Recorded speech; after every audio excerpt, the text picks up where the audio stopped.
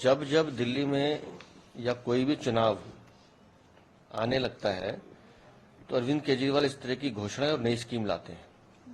ये प्रीमियम बस सेवा कोई नई स्कीम नहीं है, ये पहले भी लाए थे, लेकिन जब उसमें भ्रष्टाचार के आरोप लगे और ये जानकारी मिली कि उस समय के जो तत्कालीन उपराज्यपाल नजीब जंग थे उनसे अनुमति नहीं ली गई थी और उसमें जो प्रस्ताव था वो संदिग्ध था, उसमें भ्रष्टाचार की बू आ रही थी, तो मजबूरन अरविंद केजरीवाल को वो प्रस्ताव बस्ते में डालना पड़ा। अब चूंकि फिर 2024 के चुनाव सर पर हैं तो दोबारा से उसी स्कीम को ये घुमा फिरा के लाने की कोशिश कर रहे हैं, लेकिन इनकी किसी भी मंशा पर इसलिए संदेह होता है, जो मेरी जानकारी है कि अभी भी इन्होंने उपराज्यपाल से इसकी अनुमति नहीं ली है।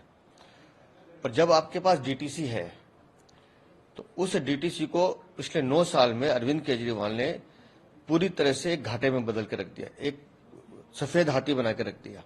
आज दिल्ली में जो भी बसें चल रही हैं वो केंद्र सरकार द्वारा दी गई सेम-टू बसें हैं, इलेक्ट्रॉनिक बसें, या जो डीटीसी की बसें चालू हालत में हैं।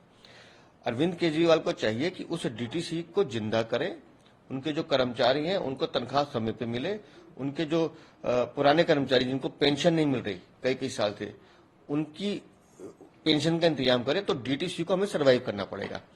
आप जानबूझकर डीटीसी को खत्म करने के लिए ये महंगी बस सेवा ला रहे हैं। आज तक इस स्कीम में ये तय नहीं है कि इस बस सेवा के रेट क्या होंगे, कौन तय करेगा नहीं पता, उस बस सेवा का रूट क्या होगा नहीं पता, उस बस सेवा की पूर्व अनुमति उपराज्यपाल से ली नहीं ली। क्यों?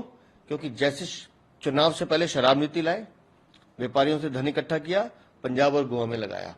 मुझे लगता है कि इस प्रीमियम बस सेवा के पीछे भी बहुत बड़े उद्योगपतियों को साधने की कोशिश की गई है कि किसी तरह से उस पैसे का प्रयोग हम चुनाव में कर सकें।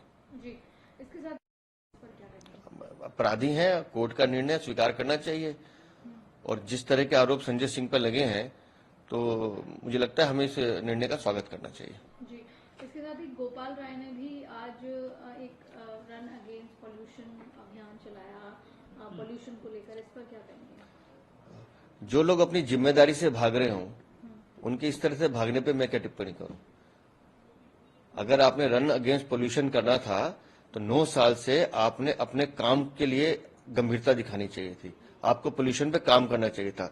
आप लोग अपनी जिम्मेदारी से भागने वाले लोग हैं, इन तरह से भागने से पोल्यूशन कम नहीं होगा। जी, पटाखों को लेकर भी केंद्र सरकार से अपील कर रहे हैं कि पूर्ण प्रतिबंध होना चाहिए।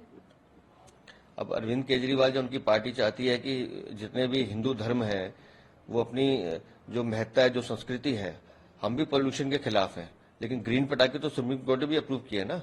ग्रीन पटाखों पे तो प्रतिबंध नहीं है। ये किस तरह के पटाखों पे प्रतिबंध की बात करते हैं? उन लोगों की रोजी रोटी का क्या सोचेंगे? तो जो गाइडलाइंस हैं सुप्रीम कोर्ट की उसके अनुसार निर्णय होना चाहिए। सर, स्मोक टावर भी दिल्ली सरकार ने लगाए दिल्ली में पोल्यूशन को कम करने के लिए, उस पर क्या कहेंगे?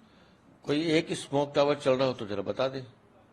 बाबा खड़क सिंह मार्ग पर 20 करोड़ की लागत से स्मोक टावर लगाया गया, बंद पड़ा है, 3-4 बार पब्लिक बता चुकी है, और कितनी आसानी से कह देते हैं कि हाँ वो उसकी टर्म खत्म हो गई है। तो आपको नहीं पता था कि उसकी टर्म खत्म होनी है? आपकी जिम्मेदारी नहीं थी कि 3 महीने पहले से उसकी टर्म को रिन्यू करें या जिसको भी वो काम देना दें?